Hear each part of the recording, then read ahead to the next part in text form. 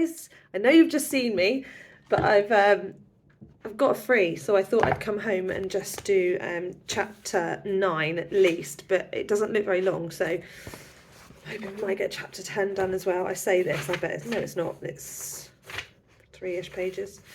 So, chapter 9. Offred claims a room of her own. On me. She discovers her unknown predecessor's secret message written in the cupboard. Offred apparently has no control over her life, but alone in her room, which she has begun to value as her own private space, Offred thinks back to happier times and her secret adulterous assignments with Luke before they were married. Offred sits thinking of her unknown predecessor in this room, who left a secret message scrawled on the wall inside the closet. Though she does not know what it means, Offred keeps repeating it to herself because she is cheered by it and no longer feels so isolated. However, when she tries to find out what happened to the handmaid before her, nobody in the house will tell her. That can't be good. This is another version of her reoccurrent motif of doubles in the narrative. So not only does she have a double that she works with in Offglen, walks with, she's got a double that was here before in the same room. So my room then. So this is a link back to the previous chapter at the end. The quote, "I called it mine." So she starts off acknowledging that she feels like she's got something of her own. My room then, and it's capitalised to really emphasise that. There has to be some space, finally, that I claim as mine, even in this time. I'm waiting in my room, which right now is a waiting room. Okay, so in order to kind of understand it and how she feels about this possession, it's almost like she's got to categorise it into some kind of type. So in her head at the moment, it's a waiting room. When I go to bed, it's a bedroom. So the function of her room changes because that's the only room that she's got. That's the only space that she's got. She's waiting at the moment. We don't know what she's waiting for. So there's a bit of foreshadowing going on here. So structural analysis, foreshadowing, short sentences, as is Atwood's way, to emphasise the different purposes for her room, for this room. The curtains are still wavering in the small wind. Notice the curtains, not my curtains. The curtains, she didn't pick them, are still wavering in the small wind. The sun outside is still shining, though not in through the window directly. It has moved west. I'm trying not to tell stories, or at any rate, not this one.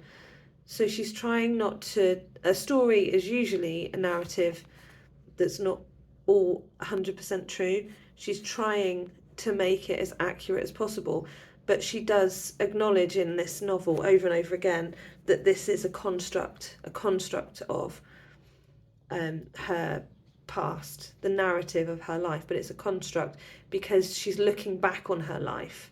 She's recording her story from the future. Don't forget that this is all already happened. Someone has lived in this room before me. Someone like me, or I prefer to believe so. I discovered it 3 days after I moved here. I was moved here. I had a lot of time to pass. I decided to explore the room, not hastily as one would explore a hotel room, expecting no surprise. You go into a hotel room, you expect it to be clean, you expect it to have a bed in it and a bedside table and a lamp and a mirror. You don't expect to, have things hiding in cupboards. So I had a lot of time to pass. I decided to explore the room. Not hastily as one would explore a hotel room, expecting no surprise, opening and shutting the desk drawers, the cupboard doors, unwrapping the tiny individually wrapped bar of soap, prodding the pillows. Will I ever be in a hotel room again? How I wasted them, those rooms, that freedom from being seen. Rented license. In the afternoon, when Luke was still in flight from his wife, when I was still imaginary for him, So clearly Luke was married, they were having an affair, and she was idolised in his head. You don't really know people until you really know them, and quite often when you first meet somebody, you only see the good stuff, you only see the good side of them. So he's built her up to be something in his head that perhaps isn't 100% true until he gets to know her. Before we were married, and I solidified into the personality that he learned, the personality that he learnt to understand and know. I would always get there first, check in. It wasn't that many times, but it seems now like a decade, an era. I could remember what I wore, each blouse, each scarf. I would pace, waiting for him, turn the television on and then off, dab behind my ears with perfume. Opium it was. It came in a Chinese bottle, red and gold, not actual opium, obviously. I was nervous. How was I to know he loved me? It might be just an affair. Why did we ever say just an affair? She'd probably love to have an affair now, and that would be the be all and end all for her. At the time, it was just an affair. It didn't mean anything. Though at the time, men and women tried each other on, casually, like suits, simile, rejecting whatever did not fit. So men and women tried each other on, metaphor for, well, we have a go on that one, doesn't work out, we ditch them, we move on, we find another one. It all seems so casual in the context of where they're living now. You can't do that. The knock would come at the door. I'd open with relief, desire. He was so momentary, so condensed. Metaphor, metaphor. And yet there seemed no end to him. Metaphor. So the way that she describes him here is she hasn't got him all the time. She's only got him for moments, little periods of time, and she doesn't know when she's going to see him again. So it's like she has to make the most of it. Condensed, so condensed. Everything that she understands about him is literally there. There's no other context. There's no, oh, did you manage to get to that meeting in time this morning? Did you manage to make the kids' lunch boxes? That's what he is, right there in front of her at this point in their relationship. She doesn't know anything else about him, the surrounding context to his life. We would lie in those afternoon beds afterwards, after sex obviously, hands on each other, talking it over. Possible, impossible, what could be done? We thought we had such problems. How were we to know we were happy? So in the grand scheme of things, she's saying they were happy. All that freedom has been taken away from them. But in the context of life as it was, that's a really big problem. You know, he's married, it's a big thing. They've fallen in love, that's a really big thing. What are you going to do about it? That's a massive thing. But now in the rooms themselves, I miss as well.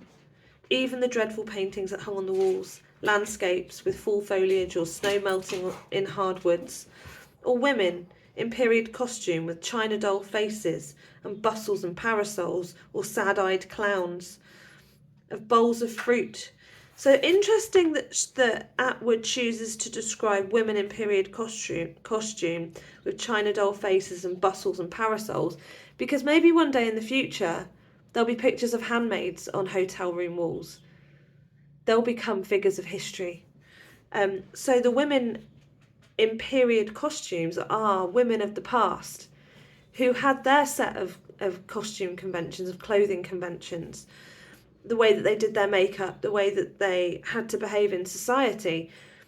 They are a reflection of what the handmaids are now, just in a different world, in a different time. Not in a different world, but in a different time. The fresh towels ready for spoilage, the waste baskets gaping their invitations, beckoning to the careless junk. Careless. I was careless in those rooms. I could lift a telephone and food would appear on a tray. Food I had chosen. Food that was bad for me. Food, repetition of food. She has no control over the food that she eats now. I mean, she does go and buy it, but she's got to stick to a list. So she's talking about how even food, the thing that sustains us, the thing that keeps us alive, we have choice over. we can make it happen. We can make it appear. Someone else can make it for us, or we can make it ourselves. She can't do any of those things. So she's saying that she took food for granted. Food that was bad for me, no doubt, and drink too. There were Bibles in the dresser drawers, put there by some charitable society, though probably no one read them very much. Ironic now, because the world is being led by religion, apparently, the Bibles having been written to fit the narrative of Gilead. There were postcards too, with pictures of the hotel on them, and you could write on the postcards and send them to anyone you wanted. It seems like such an impossible thing now, like you'd make up, because you can't write anymore. Well, she couldn't write anymore. So, I explored this room, not hastily then, like a hotel room, wasting it. I didn't want to do it all at once. It's almost like that idea of delayed gratification. I don't want to use all this exciting exploration up in one go, because I know that I've got loads of time to do it.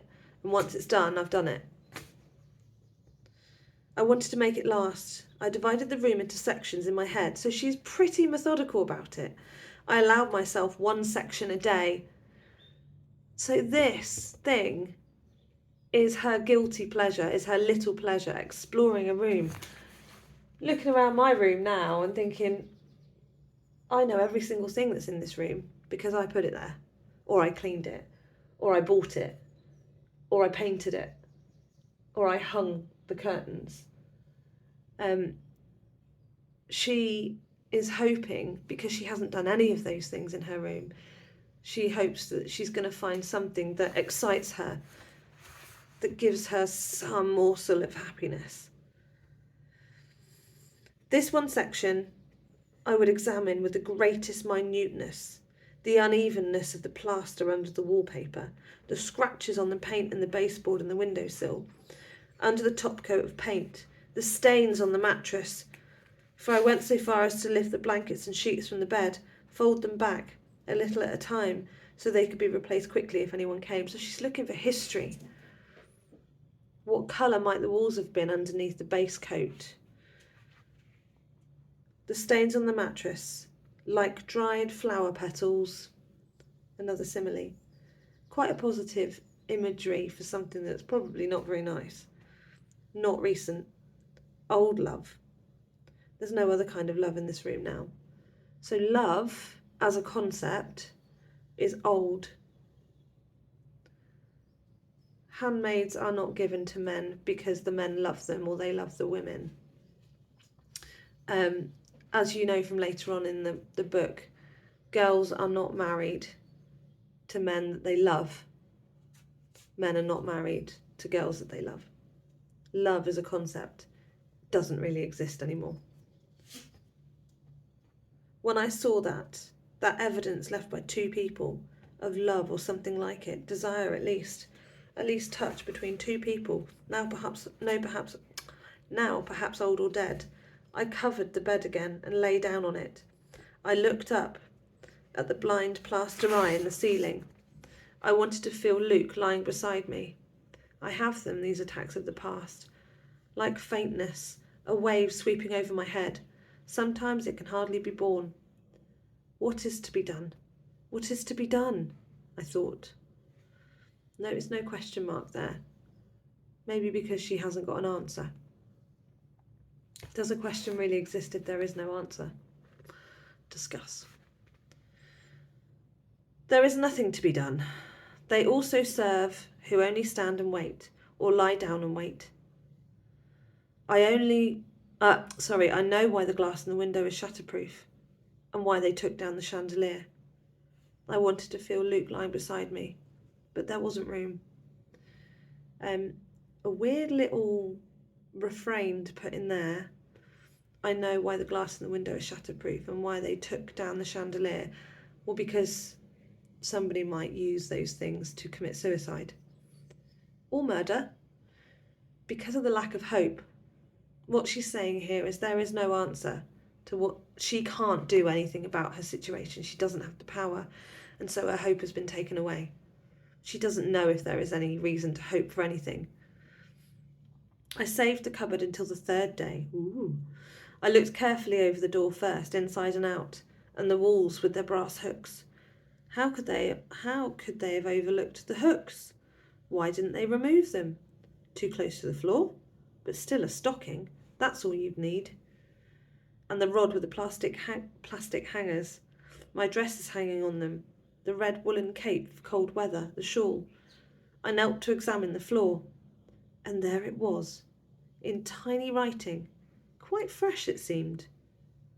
Scratched with a pin, or maybe just a fingernail, in the corner where the darkest shadow fell. Nolite te bastardes carborundarum. Which means, by the way, don't let the bastards grind you down.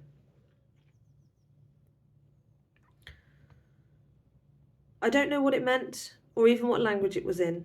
I thought it might be Latin, but I didn't know any Latin. Still, it was a message, and it was in writing, forbidden by that very fact, and it hadn't yet been discovered, except by me, for whom it was intended. It was intended for whoever came next. It pleases me to ponder this message. It pleases me to think I'm communing with her, this unknown woman, for she is unknown. Or if known, she has never been mentioned to me. It pleases me to know that her taboo message made it through. To at least one person, washed itself up on the wall of my cupboard. It was opened and read by me. Sometimes I repeat the words to myself. They give me a small joy. When I imagine the woman who wrote them, I think of her as about my age, maybe a little younger. I turn her into Moira as she was when she was in college, in the next room next to mine, quirky, jaunty, athletic, with a bicycle once, and a knapsack for hiking. Freckles, I think. Irreverent, resourceful. I wonder who she was, or is, and what's become of her. So just to link back to what we were talking about in the previous section of this chapter, the quote, "What is to be done? There is nothing to be done." And I talked about how she feels no hope, and that is why these handmaids commit suicide. That note, "Don't let the bastards grind you down," I think is supposed to give her some hope, like you have some control. She doesn't know what control she has yet. She doesn't know how she's not going to let them grind her down. But I think it's kind of a bit of support. Don't let them grind you down. I tried that out on Rita the day I found the message. Who was the woman who stayed in that room, I said, before me? If I asked it differently, if I'd said, was there a woman who stayed in that room before me, I might not have got any answer. Which one? She said. She sounded grudging, suspicious, but then she almost always sounded like that when she speaks to me. So there have been more than one. Some haven't stayed their full term of posting, their full 2 years. Some have been sent away for one reason or another, or maybe not sent. So if there was 2 before her, and they're supposed to be given 2 years, we can assume that Gilead hasn't been running for more than 6 years.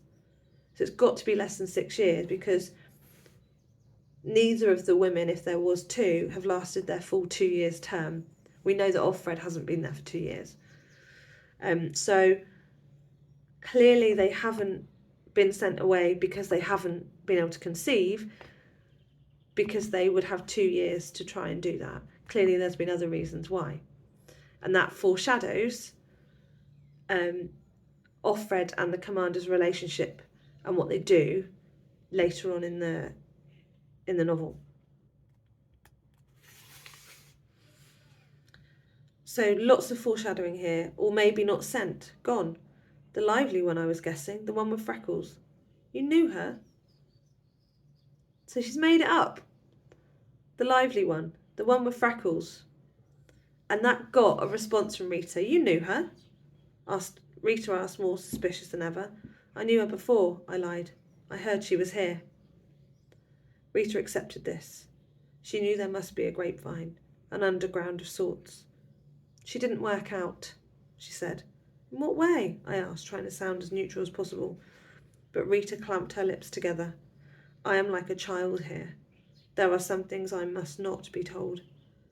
What you don't know won't hurt you, was all she would say. So suspicious. And I think we can probably guess that it was down to something that she did that was unorthodox in the Gileadian world, probably related to the commander. Who knows, she might have tried to kill Serena Joy or herself. But anyway, we'll find out in a minute.